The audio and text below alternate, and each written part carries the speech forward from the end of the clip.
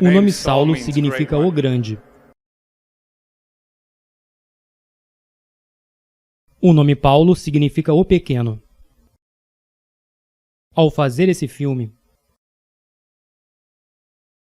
aprendi a mudar uma pequena e minúscula letra, para que possamos nos tornar grandes aos olhos de Deus.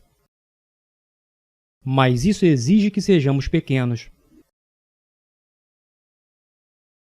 Se quisermos ser grandes.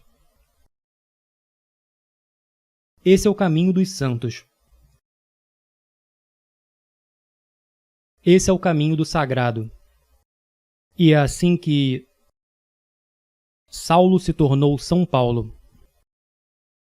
O chamado vem quando menos esperamos. Eu me lembro do meu chamado vividamente. Eu tive a seguinte experiência. Aos 19 anos, eu estava num cinema na minha cidade em Mount Vernon, Washington. O filme acabou e lá na escuridão, com a minha única companheira, minha bola de basquete, na poltrona ao lado, eu tive uma sensação no coração. Me fez pensar que eu deveria ser um ator. Que foi para isso que Deus me criou. Que era isso que Ele queria de mim. Sim. Minha sensibilidade racional interferiu. Eu não sabia nada sobre atuar, sem agente, sem empresário. Eu não consigo decorar os textos. Ainda assim, uma inspiração veio. Eu tinha um chamado. Mais à frente, na primavera de 2000, me foi oferecido o papel de Edmund Dantes no Conde de Monte Cristo. Foi uma nova adaptação do clássico Dumas. Um período muito estressante. Pela primeira vez na vida eu senti o que é ser um ator principal.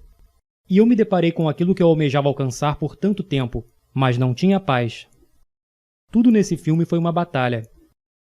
Meu personagem, Edmund Dantes, está preso injustamente. Tanto no livro quanto no filme, ele escreve com uma pedra na parede: Deus me fará justiça. Com tudo contra ele, aquele homem solitário se compromete a se libertar e vencer o mal, incluindo o mal que vive nele. Há uma cena maravilhosa entre Edmund e outro prisioneiro, um sacerdote, interpretado pelo grande Richard Harris. Numa profunda depressão, em um momento de total desespero, quando o sacerdote está no chão à beira da morte, ele se dirige a Edmund e diz sua lição final: Não cometa um crime pelo qual você está sendo condenado.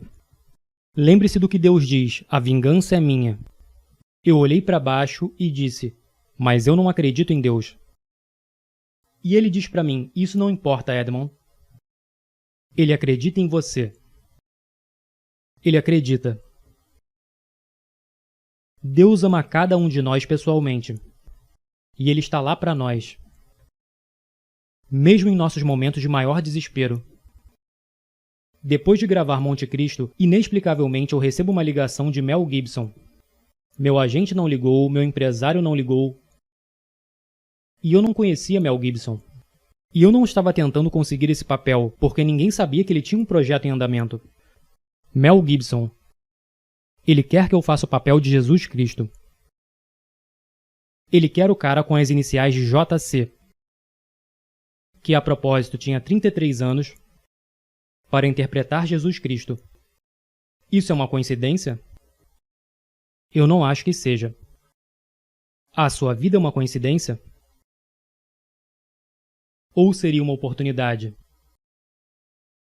Talvez alguns de vocês estejam deprimidos agora, ou confusos, incertos sobre o futuro, feridos. Mas não é o momento de desistir, nem de se dar por vencido. Quando eu estava lá em cima na cruz do Calvário, aprendi que em seu sofrimento estava a nossa redenção. Lembre-se que o servo não é maior que o mestre. Cada um de nós deve carregar nossa própria cruz. Existe um preço pela nossa fé, pelas nossas liberdades. Eu fui literalmente açoitado, chicoteado, crucificado, atingido por um raio. Sim, cirurgia de coração aberto. É o que acontece depois de 5 meses e meio de hipotermia. Um dia, durante as filmagens, meu braço estava preso numa viga pesada. Então alguém me puxou para outra direção. Meus músculos torceram e meu ombro foi deslocado. Eu caí no chão, fui de cabeça na areia. E essa cena permaneceu no filme. Mais adiante, no filme, o próprio Jesus experimenta o deslocamento de seu ombro. Bem, agora eu sei como isso é sentido. Todos os dias eu tive que levantar essa madeira. Foi como uma penitência. Meu ombro estava rasgando, ficando em carne viva. E hora após hora, ficava cada vez mais pesado. Mas se isso tivesse sido filmado no estúdio, você nunca teria visto essa performance.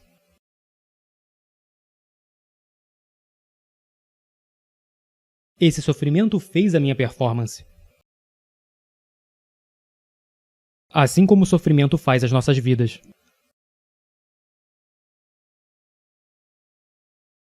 Alguns de nós nesse momento, e vocês os conhecem, se agarram a um falso cristianismo. De palavras bonitas, eu chamo isso de Jesus feliz e a glória. Pessoal, houve muita dor e sofrimento antes da ressurreição. E a sua caminhada não será diferente. Então abrace sua cruz e siga em direção ao seu objetivo. Eu quero que você entre nesse mundo pagão.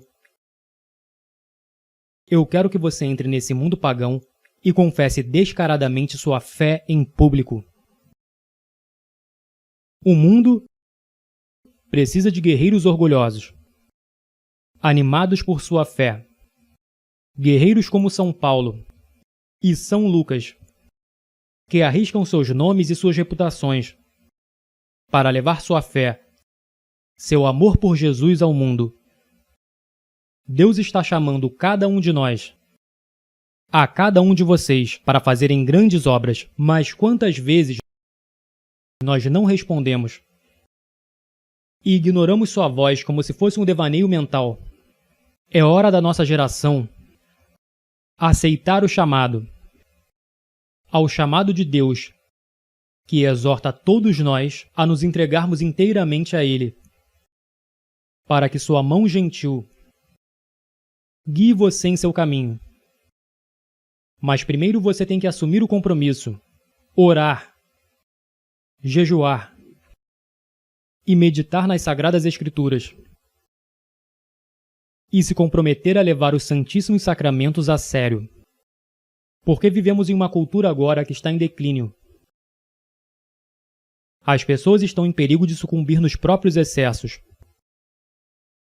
O mundo inteiro está imerso no pecado. Mas no silêncio do nosso coração, Deus está nos chamando. Está chamando a cada um de nós para nos entregarmos inteiramente a Ele. E quantas vezes o ignoramos? Ignoramos o seu doce chamado. O grande santo de Auschwitz, São Maximiliano Kolbe, disse que a indiferença é o maior pecado do século XX. De fato, meus irmãos e irmãs, também é o maior pecado do século XXI. Temos que nos livrar dessa indiferença, dessa tolerância destrutiva para com o mal. Somente nossa fé e a sabedoria de Cristo podem nos salvar. Mas isso requer guerreiros prontos para arriscarem suas reputações, seus nomes e até suas próprias vidas, para permanecermos na verdade. Coloque-se à parte dessa geração corrompida. Seja santo Você não foi feito para se encaixar. Você nasceu para se destacar. Agora em nosso país, estamos felizes em seguir com a correnteza. Nós temos um culto à liberdade agora, em que todas as opções são iguais, não importa quais sejam as consequências. Você realmente acha que isso é liberdade? O Papa João Paulo disse: a democracia não pode ser mantida sem quaisquer obrigações específicas, sem as verdades morais sobre a pessoa humana e a sociedade. A questão fundamental colocada por uma sociedade democrática é a seguinte: como podemos viver juntos? Buscando uma resposta para essa pergunta, a sociedade pode esconder verdades morais e razões morais? Toda geração americana precisa saber que a liberdade existe não para você fazer o que quiser, mas para que você tenha o direito de fazer o que deve. Essa é a liberdade que eu quero para você. Liberte-se do pecado. Liberte-se de suas fraquezas. Liberte-se da escravidão imposta a nós pelo pecado. Essa é a liberdade pela qual vale a pena morrer. Isso me lembra o que Mel Gibson disse em seu primeiro filme vencedor do Oscar, Coração Valente. O que ele disse ao seu pequeno e desorganizado exército. E eu digo a vocês essa noite: eu vejo um exército inteiro de meus compatriotas aqui desafiando a tirania. Vocês vieram lutar como homens livres. E vocês são homens livres. O que vocês farão sem a liberdade? Vocês lutarão? Um homem diz: não, correremos e viveremos. Sim. Lutem e vocês poderão morrer. Fujam e vocês viverão. Pelo menos por enquanto. E quando estiverem morrendo em suas camas muitos anos depois, vocês almejarão negociar todos os dias, de hoje até aquele dia, pela chance, apenas uma chance, de voltar aqui e dizer a nossos inimigos que podem tirar nossas vidas, mas jamais tirarão a nossa liberdade. Todo homem morre. Nem todo homem realmente vive. Você, todos nós devemos lutar por essa liberdade autêntica e viver, meus amigos. Por Deus devemos viver, e com o Espírito Santo como seu escudo, e Cristo como sua espada. Junte-se a São Miguel e todos os seus anjos. Envie Lúcifer e seus capangas ao inferno de onde eles pertencem.